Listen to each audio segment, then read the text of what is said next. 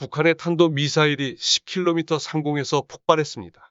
우크라이나를 침공한 러시아가 디폴트를 선언했습니다. 러시아는 다른 나라의 진 빚을 더 이상 갚지 않겠다고 선언한 것인데, 우크라이나가 나토 가입 안 한다는 약속 정도를 하면 만족하고 우크라이나에서 철수했으면 좋겠습니다. 오늘은 어제 올린 영상에 댓글을 달아주신 분께 북한과 미국 관련해서 제가 답변한 내용입니다. 문재인 정권 시절에 한미연합 훈련을 한 번도 안 했다는 건 사실과 다르지요.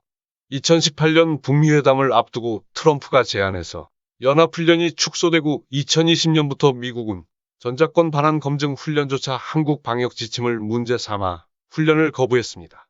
미국과 연관되면 모든 것을 한국 정부 탓으로 돌리는 그런 자세는 바르지 않습니다. 가상적국 중국과 러시아는 다르지 않습니다. 군사적 긴장까지는 원하지만 중국은 군사적으로 미국이 싸우려는 존재가 아닙니다. 2019년 7월 말에 독도 훈련했을 때 미국은 일본의 심기를 건드리지 말라고 했습니다. 한일 분쟁 시 미국은 최소한 중립이거나 일본 편에 섰었던 사실을 부정하면 안 되고, 댓글 쓰신 분이 가상적국이라는 중국과 일본 모두 한반도를 두고서 미국과 딜을 했던 나라들이고 지금도 그건 변하지 않았습니다.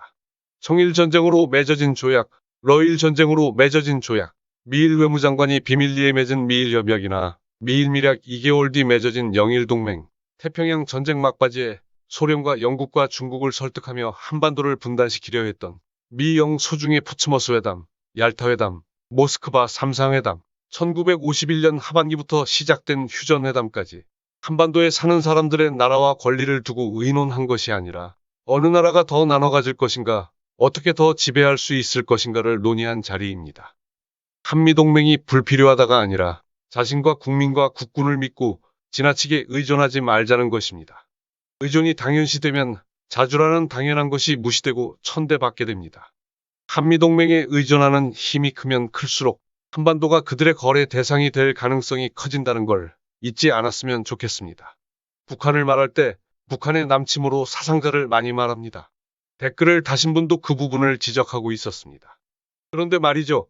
6.25 발발 5년 전까지 우리는 일본에게 36년을 지배당하면서 수탈당하는 것도 모자라 군인과 위안부로 노동자로 전쟁터에 끌려가고 탄광으로 끌려갔습니다. 그것도 모자라서 민족 문화마저 말살하려 했던 것이 일본입니다. 정리를 해보자면 북한의 침공은 대단히 잘못된 일입니다. 그런 북한을 용서할 수 없다면 일본이나 중국도 북한 이상으로 우리가 대하는 것이 맞습니다. 그럼에도 우리가 중국과 일본에 그렇게 하지 않는 이유로는 분단 상황도 있고 오래된 과거이기도 하고, 무엇보다 살림이 70%인 나라 특성상 수출로 먹고 살아야 하기 때문입니다. 외교는 국익을 위해 하는 것입니다. 우리에게 가장 큰 리스크는 중국이나 일본이 아닙니다. 모든 부분에서 우리의 가장 큰 약점은 북한이라는 존재입니다. 1950년에 동란을 일으킨 북한이라 해도 36년을 침탈했던 일본이라 해도 지금 대한민국이 현재와 같은, 현재보다 나은 안정적인 영내 기반이 필요하다면 일본과는 어떤 관계가 필요하고 북한과 어떤 관계가 필요할까요? 국민의 자긍심, 자존감, 경제나 군사, 무역에서 어떤 관계가 국익이라 할 수 있을까요? 외교에서 서로가 건드리지 말자고 하는 것이 있는데 정치와 무역을 분리하는 것입니다. 일본은 군사적 충돌이 있지도 않았는데 경제를 대놓고 건드렸습니다. 중국을 향해 경제력을 내세워 세계 경제 질서를 위협한다던 미국은 일본의 조치에 아무 말이 없었습니다. 그런데 참으로 특이한 일이 일어났습니다. 일본과 적당한 불편함이 생기자 주변국들의 이해 논리가 변했습니다. 영내 문제들에서 한국이 중요 협력국으로 급부상하게 되었습니다. 북한과 어떤 관계일 때 미국, 중국, 일본을 위시한 강대국들의 논리에 휘말리지 않을까요? 북한과의 외교에서는 일본과 정반대의 결과를 가져옵니다. 댓글 다신 분의 말씀대로 북한은 이미 군사력에서 한국의 상대가 되지 못합니다. 바꿔 말하면 우리가 먼저 죽이려 들지 않으면, 오해할 만큼의 발언이나 조치를 하지 않으면 공격받을 가능성이 아주 낮다는 이야기입니다. 그럼 북한과 남은 것은 군사적 긴장감을 높이는 대결일까요? 남은 긴장감마저 낮추기 위한 화해나 대화, 교류일까요? 같은 민족이어서 제가 교류나 화해를 주장하는 걸까요? 같은 민족이어서 안타까움, 애잔함, 통일에 대한 열망 이런 것이 분명히 있지만 그것만으로 주장하는 것은 아닙니다. 오히려 민족 개념을 버리면 북한을 더 가까이 해야 합니다. 북한을 바라보는 우리에게 애증이 교차하고 애보다 증이 많은 이유가 민족이기 때문입니다. 일반 살해범보다 존속 살해범이 지탄받는 이유와 같은 것이지요. 댓글을 적으신 분이 지적하신 말씀처럼 김일성이 스탈린의 통일을 하기 위한 침략을 도와달라고 많이 부탁했던 것은 역사적 사실입니다. 그런데 우리는 이것만 교육받았고 이것만 언론이 말해온 환경에서 살았습니다. 그래서 만들어진 정서가 우리는 안 그랬는데, 우리는 북침 이런 거 상상도 안 했는데 하는 천사와 악마 프레임에 갇혀버렸습니다. 같은 시기 한국에선 이승만이 전국을 돌아다니면서 무력에 의한 북진 통일을 주장했고, 북진 통일을 위해 군수 물자 지원을 미국에 요청한 것도 역사적 사실입니다. 소련은 북한 무장을 지원했고 미국은 남한 무장을 외면했고, 소련은 미국과 전면전을 우려해 김일성의 남침을 반대했고, 미국 국무장관 에치스는 남한은 미국의 방어 대상이 아니라면서 안보라인을 그은 지도를 보이면서 에치슨 라인이란 걸 1950년 1월에 발표했지요. 북한의 침략 준비를 여러 정보기관이 수도 없이 보고하고 스탈린이 미국과 전면전을 우려하여 침공을 반대하던 그 시기에 전면전은 하지 않아 안심해도 좋아라고 소련을 향해 말하는 것처럼 발표된 것이 에치슨 라인이고 그해 6월 민족 동란이 일어났습니다. 이 또한 우리가 피해서는 안 될 역사적 사실입니다. 가장 중요한 사실이 또 하나 있습니다. 미국이 주도한 강대국의 이해 논의에 따라 아무런 명분 없이 남북한으로 나누어 버리고 이런 모습을 유지하고 싶어 한다는 것인데, 댓글 다신 분처럼 억지로라도 미국을 찬양하고 싶어 하는 분들이 많습니다. 미국 아니었으면 공산국가가 되었을 텐데 미국 덕분에 반쪽이나마 민주국가가 되었다고 말합니다. 저는 이분들이 이런 생각을 할 수 있다는 자체가 너무 놀랍습니다. 미국 무기로 뭘 어떻게 하려는 사고나 안보에 절대적이라고 한미동맹을 이야기하는 것은 우리가 못 살고 힘없을 때나 명분이 서는 이야기입니다. 첨단 무기 국산화가 그래서 필요한 것이고 한미동맹은 안보에 조금 더 도움을 주는 정도라 보는 것이 합당합니다. 북한은 개방을 거부하고 있다며 댓글 다신 분이 말씀하셨습니다. 중국의 예를 살펴보겠습니다. 중국이 개방한 것은 1979년이고 개방 이후 개방 속도를 높인 것은 미국과 대만 문제를 두고 늘 염려하게 했던 미국이 하나의 중국을 인정하고 국교 정상화와 경제 교류를 약속하고 실천했기 때문입니다. 북한은 1990년에 북미 수교를 요청했지만 거절당했고 제네바 합의로 핵시설 폐기와 북미 수교, 경제 지원을 약속했던 미국은 뜬금없이 북한 붕괴론을 내세우며 이를 지키지 않았습니다. 이 시기에 북한에선 100만 단위의 사람이 굶어 죽었습니다. 2003년 육자회담이 가동된 주된 이유도 악의 축이라며 적대했던 북한의 핵폐기 시 북미 수교와 경제 지원을 미국이 해준다고 말하면서 북한을 협상장에 끌어내었습니다.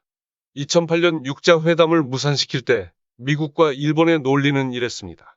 어차피 핵 개발이 쉬운 것도 아니고 ICBM 개발은 더 그러한데 경제 지원과 수교까지 해줘가면서 이 협상을 타결할 필요가 없다는 것이었습니다.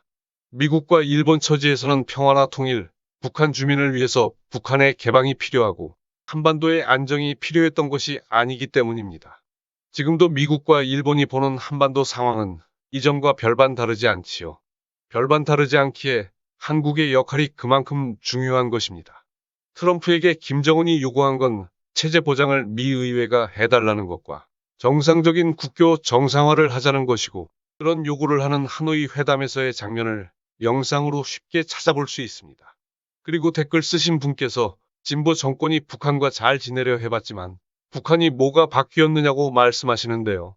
개인과 개인도 마찬가지이고 사회생활도 마찬가지죠. 외교에서 가장 중요한 것은 다름 아닌 일관성과 약속 이행입니다. 그래야 상대에게서 신뢰라는 것을 얻습니다.